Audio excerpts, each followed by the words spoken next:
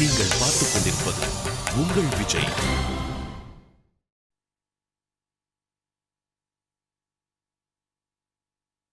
இந்த பிரச்சனை எல்லாம் மீறி போயிடுச்சு. இனிமே இதை சரி பண்ண முடியாது.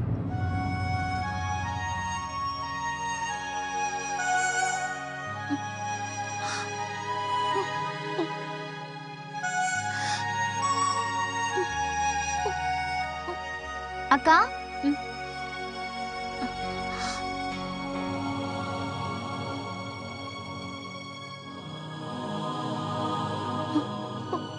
எனக்கு தெரியும் டுக்கு. உங்க அப்பா இதெல்லாம் ஏதோ கோவத்துலதான் சொல்றாரு. உங்க அப்பாவும் உங்க மாமாவும் ஒருத்தர் ஒருத்தர் நல்லா புரிஞ்சுக்குவாங்க. 2 பேரும் அண்ணன் தம்பி மாதிரி பழகுவாங்க. நம்ம 2 பேரும் கடவுள்கிட்ட ப்ரே பண்ணிருக்கோம்ல. நாம சொன்ன பிரேயரை கடவுள் நிச்சயம் கேட்டிருப்பாரு இல்லையா டுகு?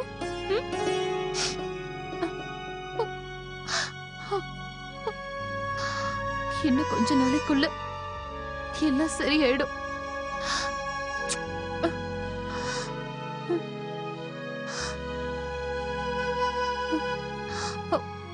இப்ப நான் தான் ஏதாவது செஞ்சாகணும். நான் அண்ணனுக்கு போன் பண்ணணும். நான் சொன்ன அவர் முடியாதுன்னு சொல்ல மாட்டாரு.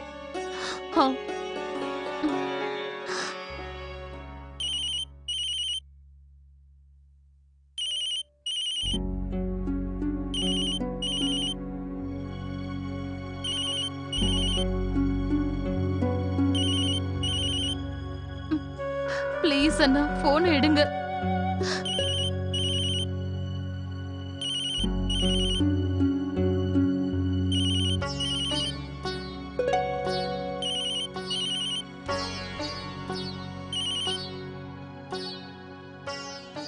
ஹலோ ஹலோ அண்ணா.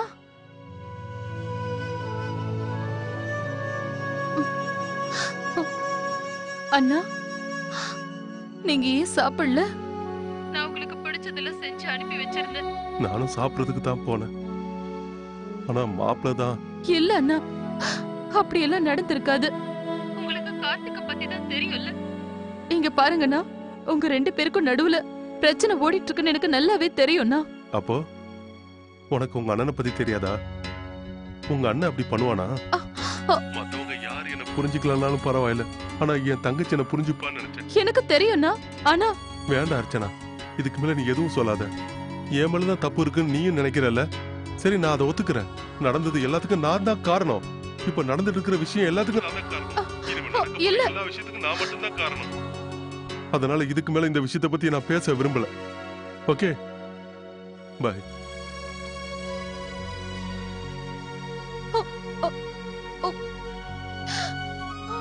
ஒருவேளை அவங்க வேற ஏதாவது காரணத்துக்காக இதை வேண்டாம்னு சொல்லிருப்பாங்களோ? சந்தேகமே இல்லம்மா, நிச்சயமா அப்படிதான் நடந்திருக்கும். எனக்கு சம்பந்திய பத்தி நல்லா தெரியும். பசங்க சண்டை போட்டதுக்கும் இதுக்கும் சம்பந்தமே இருக்காது. எனக்கு நம்பிக்கை இருக்கு. என்ன விஷயம்னு நான் ஃபோன் பண்ணி கேக்குறேன். நீங்க சம்பந்தி கிட்ட இன்னொரு தடவை ஃபோன் பண்ணி பேசுறது தான் நல்லதுன்னு நினைக்கிறேன். பசங்களோட சண்டையினால நாம வேண்டான்னு சொல்லிட்டதா அவங்க நினைச்சிட போறாங்க. நீ என்ன பேசிக்கிட்டு இருக்க காவேரி? விஸ்வநாதன் அப்படி ஒரு நாள் நினைக்க மாட்டாரு.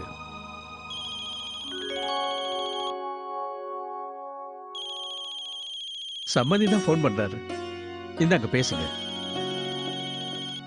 வணக்கம் விஸ்வநாதன், உங்களுக்கு ஆயுசு 100. இப்பதான் உங்களை பத்தி பேசிக்கிட்டு இருக்கோம். ரொம்ப நன்றி. என்ன பத்தி பேசிக்கிட்டு இருந்தீங்களா? நீங்க ஃபோன் பண்ணதா சூர்யா சொன்னா. நாங்க ஏதாவது தப்பு பண்ணிட்டோமா? இல்ல அப்படிலாம் ஒண்ணும் இல்ல. எக்ஸிபிஷனே நடக்கல.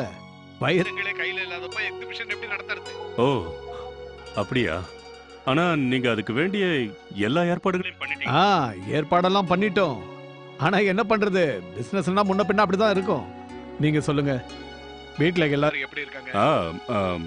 வீட்ல எல்லாரும் நல்லா தான் இருக்காங்க. ஆனா நேத்து நடந்த விஷயத்தை நினைச்சுதான் கவலைப்பட்டுக்கிட்டு இருக்காங்க. சம்பந்தி, சூர்யா சார்புல நான் உங்ககிட்ட மன்னிப்பு கேட்டுக்கிறேன். இத பார்ப்பா விஸ்வநாதன், ஒன்ன மட்டும் நல்லா புரிஞ்சுக்கோ. நேத்து நடந்தது எல்லாமே நம்ம பசங்களுக்குள்ள நடந்தது. அதனால உனக்கும் எனக்கும் எந்த விதமான பிரச்சனையும் இல்ல. நம்ம உறவுகளுக்குள்ள எந்த விதமான விரிசலும் ஏற்பட போறது இல்ல. நன்றி சம்பந்தி. நான் காலையிலேயே கார்த்திக் கிட்ட இத பத்தி பேசியிருக்கேன். அவனுக்கு சொல்லி புரிய வச்சிருக்கேன். மறுபடியும் இந்த மாதிரிலாம் பண்ணக்கூடாதுன்னு. கார்த்திக் சூர்யா கிட்ட பேச முயற்சி பண்ணியிருக்கான். நீயும் அதே மாதிரி சூர்யா கிட்ட சொல்லி புரிய வச்சிருப்பேன்னு எனக்கு தெரியும்.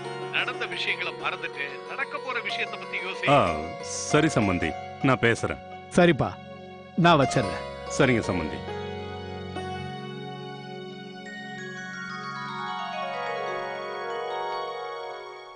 வந்தனா நான் எத்தனை தடவை சொல்றது இத பத்தி நான் மறுபடியும் பேச விரும்பல.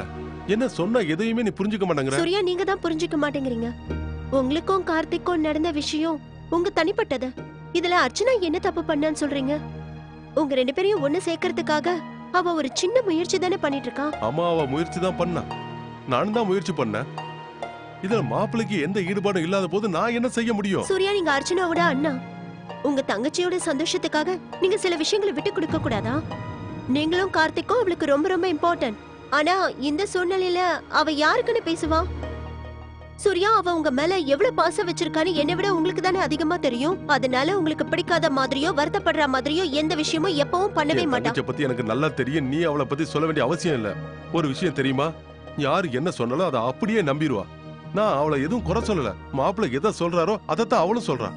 சூர்யா, நீங்க என்ன பேசிட்டு இருக்கீங்க? நான் உங்களுக்கு என்ன புரிய வைக்க ட்ரை பண்றேனோ அததான் அவளும் ட்ரை பண்றா. வந்தனா இது என் தங்கச்சிக்கு எனக்குள்ள பிரச்சனை. இத நான் பாத்துக்கிறேன். ப்ளீஸ், இதுக்கு நடுவில் நீ வராத. நான் மனசளவுல குழம்பி போயிருந்தேன். சம்பந்தி கிட்ட பேசினதுக்கு அப்புறம் மனசு தெளிவாயிடுச்சு. அவங்க நம்மள பத்தி என்ன நினைப்பாங்கன்னு யோசிச்சு யோசிச்சு நான் ரொம்பவே பயந்து போயிருந்தேங்க. அவங்க நம்மள பத்தி தப்பாவே நினைக்கல. தப்பா நினைச்சிருந்தா எல்லாமே கெட்டு போயிருக்கும். நாங்க சொன்ன நேரம் அந்த மாதிரி. ஆனா அவங்க ரொம்ப புத்திசாலித்தனமா நடந்துக்கிட்டாங்க. பசங்களுக்குள்ள நடந்த பிரச்சனைய நம்ம சொந்தங்களுக்குள்ள அவங்க வர விடல. நீங்க சரியாதான் சொன்னீங்க. பெரிய சம்பந்தி இருக்கிற வரைக்கும் நமக்கு எந்த கவலையும் இல்லைங்க. அவர் நிச்சயமா இந்த பிரச்சனை எல்லாம் தீர்த்துருவாருங்க. அவரு மாப்பிள்ளை கிட்ட பேசிருக்காரு.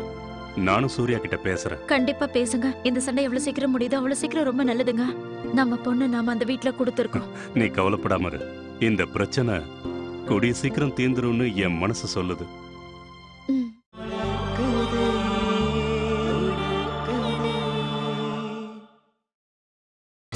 நீங்கள் பார்த்துக் கொண்டிருப்பது உங்கள் விஜய்.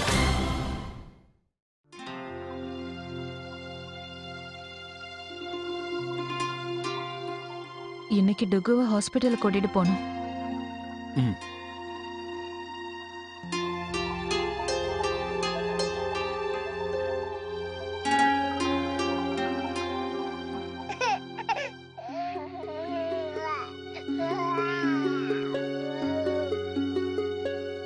அடே, என்னாச்சு? என் தங்கத்துக்கு என்ன வேணும்? அப்பா கிட்ட சொல்லு. அர்ச்சனா, ஏன் இவன் இப்படி அழுதுட்டு இருக்கான்? இவனுக்கு பல்லு வருதுல்ல, ஒருவேளை அது அவனுக்கு இரிட்டேட்டிங்கா இருக்கோ என்னவோ. ஒண்ணு இல்ல. இங்க பாரு, இங்க பாரு. ஒண்ணு இல்ல. டுகு, அழாதீங்க. இங்க பாரு, இங்க பாரு. அப்பா பாருங்க, ஒண்ணும் இல்ல. அழாதீங்க.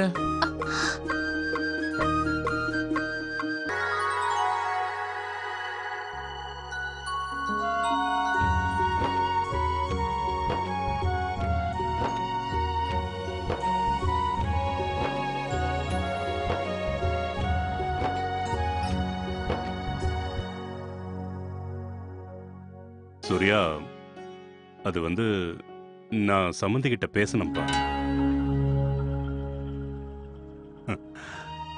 இதை பாரு, நடந்த எல்லாத்தையும் மறந்துட்டு நடக்க வேண்டியதை பத்தி யோசிக்கிறது தான் புத்திசாலித்தனம். இதெல்லாம் ஏன் நடந்ததுன்னு நான் உங்ககிட்ட கேட்கலப்பா. இனிமே இப்படி நடக்காம பாத்துக்கணும் சொல்றதுக்கு உரிமை இருக்குல்ல? அப்பா, நான் முயற்சி பண்றேன். நீ இன்னொரு முயற்சியும் பண்ணணும் கார்த்திக். சொல்லுங்க பெரியப்பா. இந்த பிரச்சனையை முடிவுக்கு கொண்டு வர நீதான் முன்னாடி ஒரு அடி எடுத்து வைக்கணும்பா.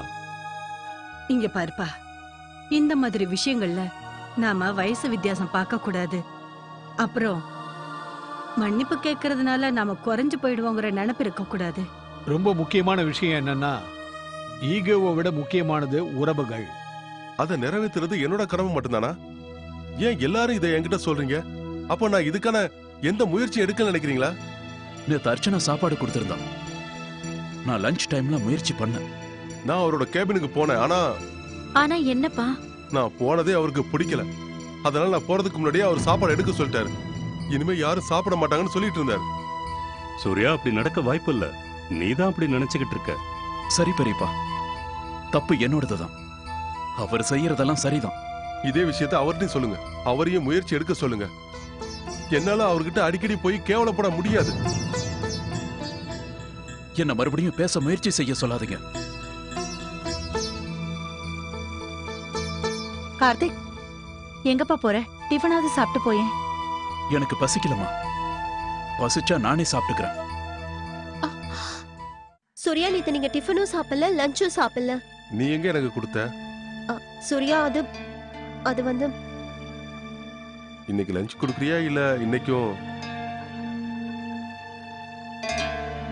வேண்டாம் அர்ச்சனா. உங்களுக்கு மட்டும்தான் கொடுத்துருக்கேன்.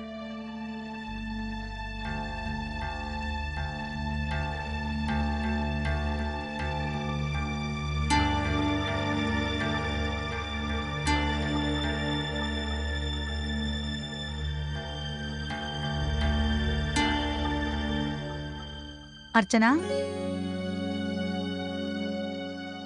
உனக்கு முதுகு வலிக்குதுன்னு சொன்னியேம்மா, ஹாஸ்பிட்டலுக்கு போகணும்ல இன்னைக்கு? ஆமாம்மா, இன்னைக்கு இவனுக்கும் ரொட்டீன் செக்கப் இருக்கு. எனக்கும் அக்காவுக்கும் கொஞ்சம் வேலை இருக்கு, நிறைய வாங்க வேண்டியிருக்கு. சரிம்மா, நான் கிரிஜாவை கூட்டிட்டு போயிட்டு வந்துடுறேன். வாட செல்லம். அக்கா, சூர்யாவுக்கு பிடிச்ச மாதிரி எல்லாம் வாங்கிக்கலாம். 2 நாள் அவன் சரியா சாப்பிட கூட இல்ல. இனிமே அவன் சாப்பிடும்போது அவன்கிட்ட எதையும் பேசக்கூடாது சுகன்யா. டென்ஷன் ஆகி சாப்பிடாம போயிடுறான். அதே விஷயத்தை பத்தி நம்ம பேசிட்டு இருக்கறதுனால அவனுக்கு கோவம் அதிகமா வருது. ஆமா, அதுவும் இல்லாம வந்தனாக்கும் அவனுக்கும் இடையில ஏதோ பிரச்சனை வேற இருக்குன்னு நினைக்கிறேன். 2 பேரும் சரியா பேசிக்கவே இல்ல. தெரியலக்கா, இந்த பிரச்சனையால நம்ம குடும்பத்துல இன்னும் என்னென்ன நடக்க போதோ என்னமோ. இந்த பிரச்சனை நடந்ததுக்கு அப்புறம் எல்லாரும் வீட்ல உம்முன்னு இருக்காங்கக்கா. கார்த்திக் முகத்தை என்னால பார்க்க முடியல. ரொம்ப கவலைப்பட்டுட்டு இருக்காங்கக்கா. கார்த்திக் மட்டுமா சாந்தி? பிரச்சனை ஆரம்பிச்ச நாள்ல இருந்து அர்ச்சனாவும் அப்படித்தான் இருக்கிறா. கார்த்திக்க நினைச்சு அவளும் ரொம்ப கவலைப்படுறா. அவ்வளோ கவலைப்படுறவளா இருந்திருந்தானா அவங்க அண்ணன் கிட்ட அவ பேசியிருக்கலாம்ல. ஆனா இவ பேசவே இல்லையே. எப்பவுமே அவங்க அம்மா வீட்டுக்கு தான் இவ சப்போர்ட் பண்ணுவா. நீ என்ன பேசுற சாந்தி? அவ எப்ப பிறந்த வீட்டுக்காக பறிஞ்சு பேசியிருக்கா? அப்புறம் இந்த விஷயத்தினால அவ எவ்வளவு தூரம் பாதிக்கப்பட்டிருக்காங்கிறத சொல்லிதான் நாம 2 பேரும் தெரிஞ்சுக்கணுமா சாந்தி? நீ மறந்துட்டியா? சில வருஷத்துக்கு முன்னாடி உன் அண்ணனுக்கும் ராஜசேகருக்கும் நடுவுல ஒரு சின்ன வார்த்தையினால பெரிய பிரச்சனை உண்டாயிடுச்சு. அப்ப நீ என்ன நிலைமையில இருந்த? யாருக்காகவாவது சப்போர்ட் பண்ணியா? அதே நிலைமையில தான் இப்ப அர்ச்சனா இருக்கா. என்ன பண்றது, யாருக்கு என்ன சொல்றது? இந்த மாதிரி சூழ்நிலையில யார்கிட்ட என்ன பேசுறதுன்னே தெரியாது. சாந்தி, இந்த நேரத்துல நாம தாமா அவளுக்கு அனுசரணையா இருக்கணும். அவளை குறை சொல்லிக்கிட்டு இருக்க கூடாது.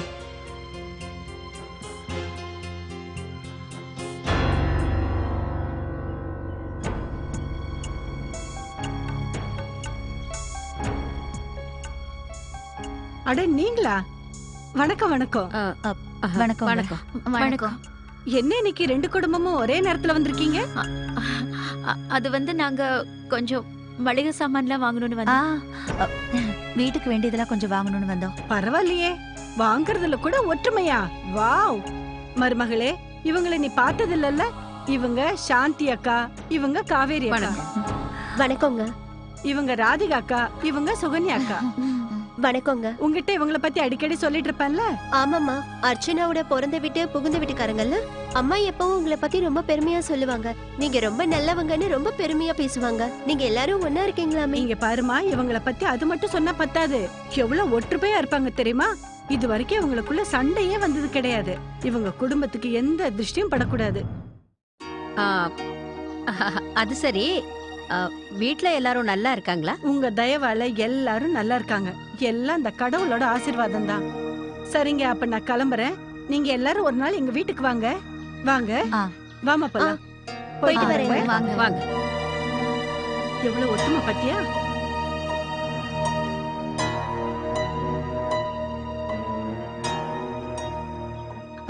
நான் கிளம்புறேன். சரி, நானும் கிளம்புறேன். வரேன்.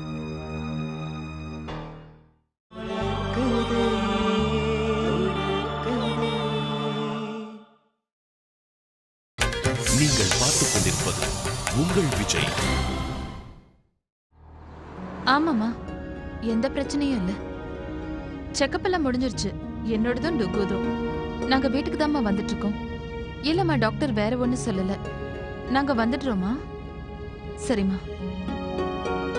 அக்கா, நீங்க குழந்தையோட வெயிட்ட பத்தி அம்மா கிட்ட ஏன் எதுவுமே சொல்லல?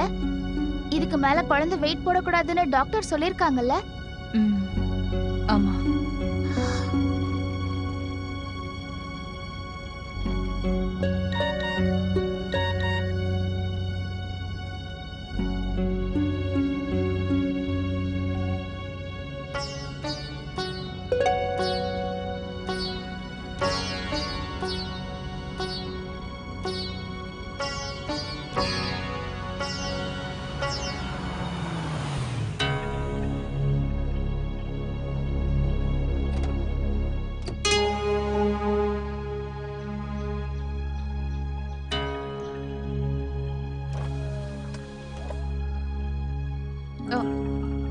என்னாச்சு? டயர் பஞ்சர் ஆயிடுச்சு மேடம்.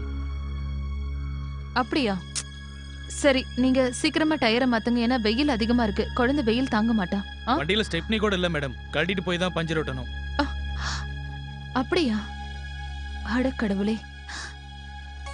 சரி, நீங்க டயரை மாத்திட்டு காரை வீட்டுக்கு கொண்டு வந்துருங்க. நாங்க டாக்ஸி பிடிச்சு போயிடுறோம். எங்களுக்கு ஒரு டாக்ஸி மட்டும் பிடிச்சு கொடுத்துருங்களேன்.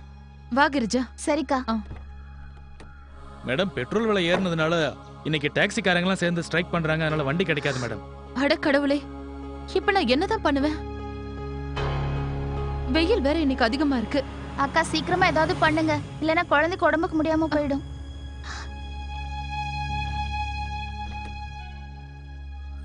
இன்னும் எவ்வளவு நேரம் ஆகும்? ரொம்ப நேரம் ஆகும் மேடம்.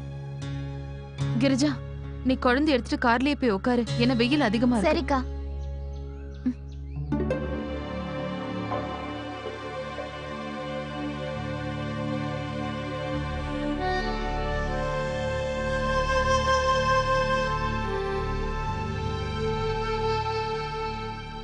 என்னாச்சு?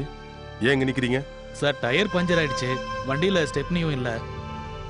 சரி, மெக்கானிக் கூட்டு பாரு. சரிங்க சார். ஓகே.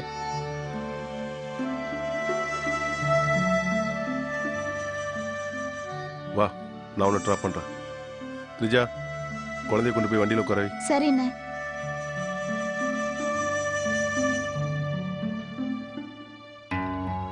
வா. பரவாயில்ல, இருக்கட்டும்னா. உங்களுக்கு எதுக்கு தேவையில்லாத டென்ஷன்?